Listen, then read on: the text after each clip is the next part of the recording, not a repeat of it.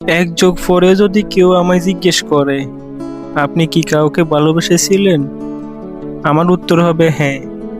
তবে আমি পাইনি সেই মানুষটাকে, কিন্তু গর্ব করে বলতে পারবো তাকে আমি অসম্ভব ভালোবেসেছিলাম।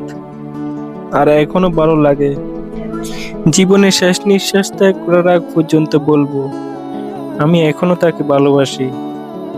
কারণ ভালোবাসাটা শুধু মন থেকে, সৌন্দর্য দেখে ভালোবাসার সৃষ্টি হয় না। আমি তাকে কতটা ভালোবাসি সেটা আমি তাকে কোনোদিনও বুঝাতে পারিনি।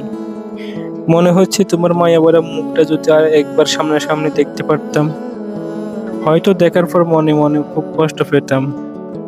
তাতে কিন্তু খুব একটা ক্ষতি হতো না, শুধু মনের গভীরে থাকা সব কথাগুলো চোখ দিয়ে দিয়ে দিতাম।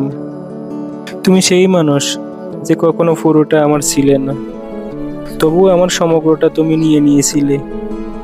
রাস্তায় হেঁটে গেলে আজও খুঁজি তোমার মতো মুখ, ভিড়ের ভিতরেও চোখ খুঁজে একটুখানি চেনা হাসি। একটা সময় শুধু তুমি আমার ছিলে ভাবতাম, তোমার ছায়াও যদি আজ সামনে থাকতো, তবু বুকের হাহাকারটা হয়তো একটু শান্ত হতো। হয়তো এখনো করি, আমি তো বলিনি, হয়তো চিরকালই করব।